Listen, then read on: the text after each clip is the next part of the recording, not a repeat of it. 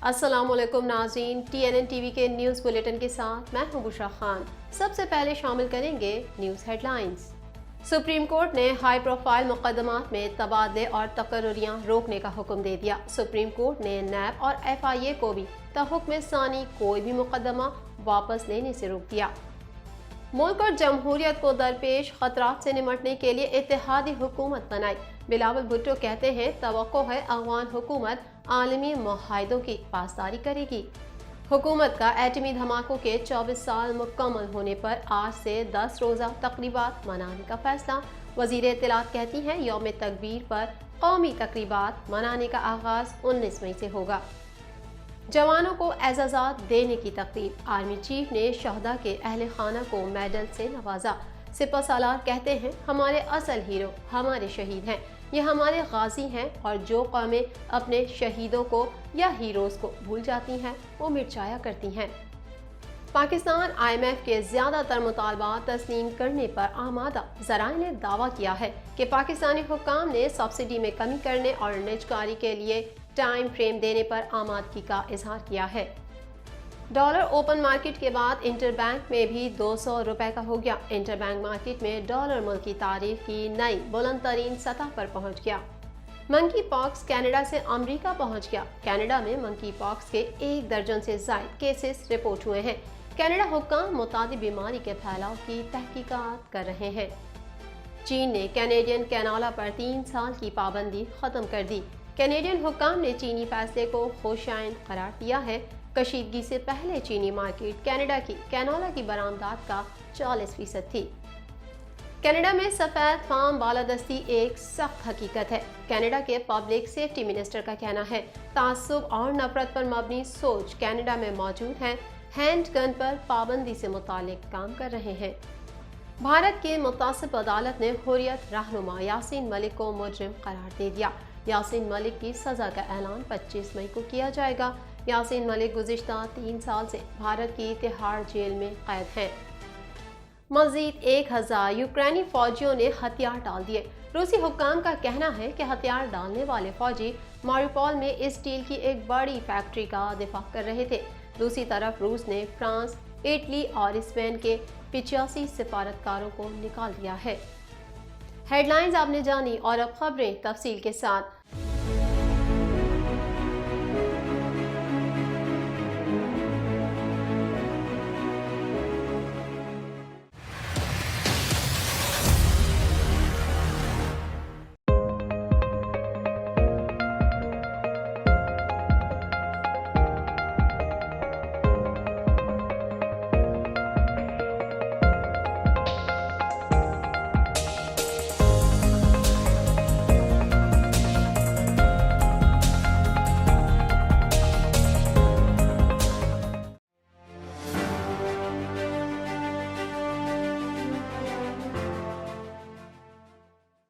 عدالت عظمیٰ نے chairman NAB, DG FIA اور سیکریٹری داخلہ کو نوٹس جاری کرتے ہوئے وضاحت طلب کی کہ مقدمات میں مداخلت کیوں ہو رہی ہے۔ مزید حوال اس رپورٹ میں۔ چیف جسٹس عمر عطا بندیال کی سربراہی میں سپریم کورٹ کے 5 رکنی لارجر بینچ نے حکومتی شخصیات کی جانب سے تحقیقات میں مداخلت پر از خود نوٹس کی سماعت کی۔ عدالت نے حکم دیا کہ ہائی پروفائل مقدمات میں پروسیکیوشن تحقیقات برانچ کے اندر تاحکم ثانی ٹرانسفر پوسٹنگ نہیں کی جائے گی۔ سپریم کورٹ نے نیب اور FIA کو بھی تاحکم ثانی کوئی بھی مقدمہ عدالتوں سے واپس لینے سے روک دیا۔ سپریم کورٹ نے ہدایت کی کہ آرٹیکل 25 10(a) اور 4 کی عملداری ہونی چاہیے۔ کرمنل جسٹس سسٹم کی شفافیت اور ساکھ کو برقرار رکھا جائے۔ ہماری کارروائی کا مقصد صرف اسی حد تک ہے۔ عدالت نے سربراہ prosecution FIA، legal director FIA، تمام صوبائی ایڈوکیٹ جنرل کو نوٹس جاری کرتے ہوئے تحریری جوابات جمع کرانے کا حکم دیا اور سماعت آئندہ جمعے تک ملتوی کر دی۔ دوران سماعت عدالت نے اٹارنی جنرل سے کہا کہ لاہور کی عدالت میں FIA پروسیکیوٹر کو تبدیل کر دیا گیا۔ DG FIA اور ڈاکٹر رضوان کو بھی تبدیل کر دیا گیا۔ انہیں بعد میں ہارٹ اٹیک ہوا۔ ان معاملات پر تشویش ہے۔ DG FIA نے ایک تفتیشی افسر کو پیش ہونے سے منع کیا۔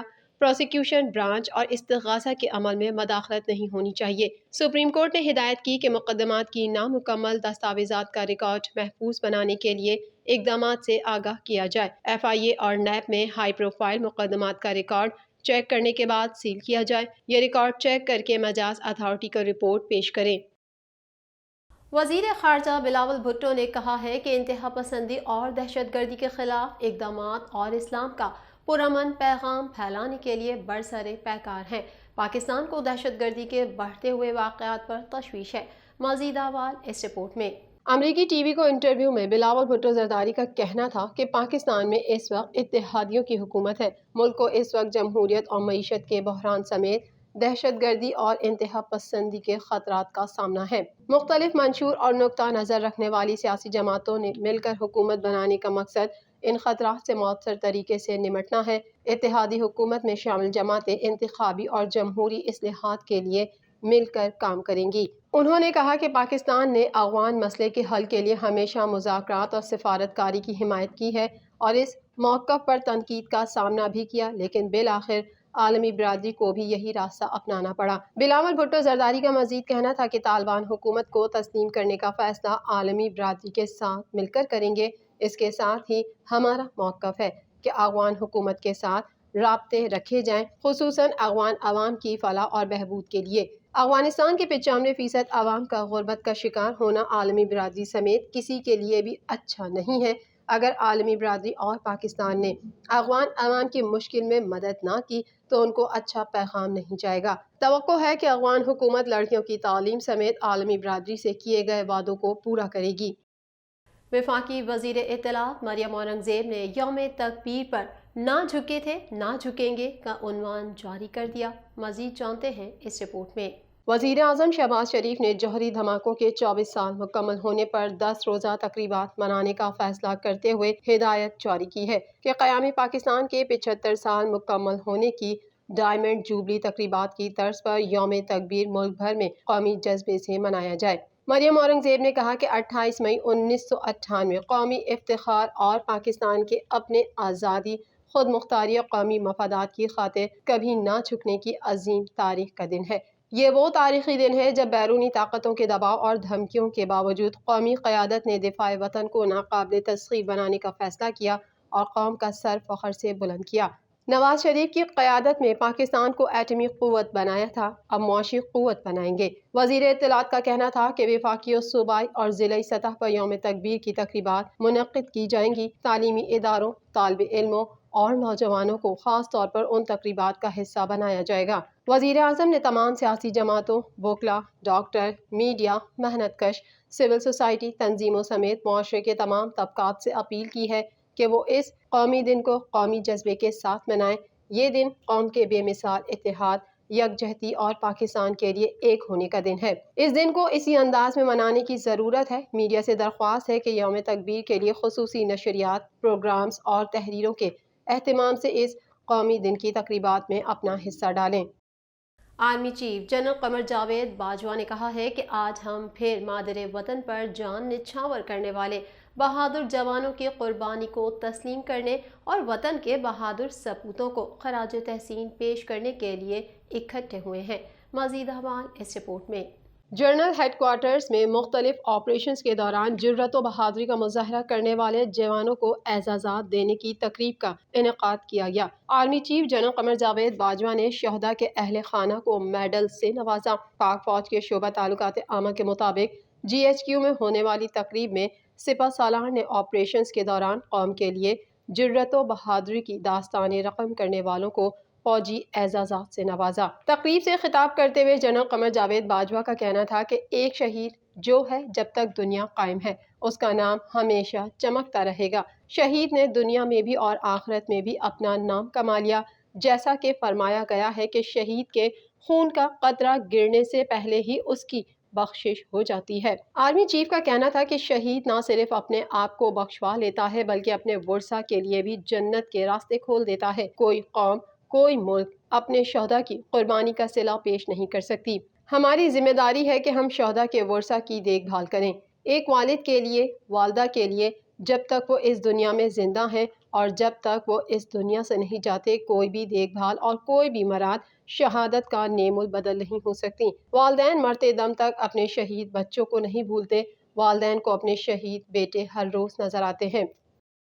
عالمی مالیاتی ادارے اور پاکستان کے مابین مذاکرات دوسرے روز بھی جاری ہیں، جس کے لیے سیکریٹری خزانہ، چیئرمین FBR اور قائم مقام گورنر اسٹیٹ بینک دوحہ میں موجود ہیں۔ مزید جانتے ہیں اس رپورٹ میں۔ پاکستان نے IMF کے زیادہ تر مطالبات تسلیم کرنے پر آمادگی ظاہر کر دی۔ عالمی مالیاتی ادارے اور پاکستان کے درمیان مذاکرات دوسرے روز بھی جاری ہیں، جس کے لیے سیکریٹری خزانہ، چیئرمین FBR اور قائم مقام گورنر اسٹیٹ بینک دوحہ میں موجود ہیں۔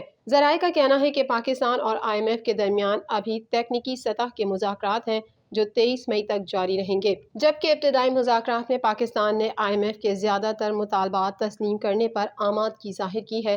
ذرائع کے مطابق پاکستانی حکام نے سبسڈی میں کمی کرنے اور نجکاری کے لیے ٹائم فریم دینے پر آمادگی کا اظہار کیا ہے۔ ذرائع کا بتانا ہے کہ IMF پروگرام کی مدت اور قرض کی رقم بڑھانے پر بھی مثبت بات چیت رہی۔ امریکی ڈالر نے اوپن مارکیٹ کے بعد انٹر بینک مارکیٹ میں بھی ڈبل سینچری بنا لی۔ روپے کی بے قدری مسلسل جاری ہے۔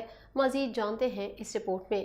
ملک میں زر مبادلہ کی دونوں مارکیٹس میں روپے کی بے قدری کا سلسلہ مستقل جاری ہے۔ انٹر بینک مارکیٹ میں ڈالر نئی بلند ترین سطح پر پہنچ گیا اور 1.78 روپے اضافے کے ساتھ 200.17 روپے کا ہو گیا۔ خیال رہے کہ گزشتہ روز اوپن مارکیٹ میں ڈالر 2 روپے مہنگا ہو کر 200.50 روپے تک پہنچ گیا تھا، جبکہ انٹر بینک مارکیٹ میں ڈالر 2.65 روپے کے اضافے سے 198.39 روپے کا ہو گیا تھا۔ ماہرین کا کہنا ہے کہ IMF کے ساتھ معاملات طے پانے تک روپے کی قدر میں کمی کا سلسلہ نہیں رکے گا۔ زر مبادلہ کے ذخائر میں تسلسل سے کمی، درآمدی بل میں ریکارڈ اضافے جیسے عوامل کے باعث ڈالر کی طلب و رسد کا توازن بگڑ گیا ہے، جو اس کی قدر میں تیزی سے اضافے کا باعث بن گیا ہے۔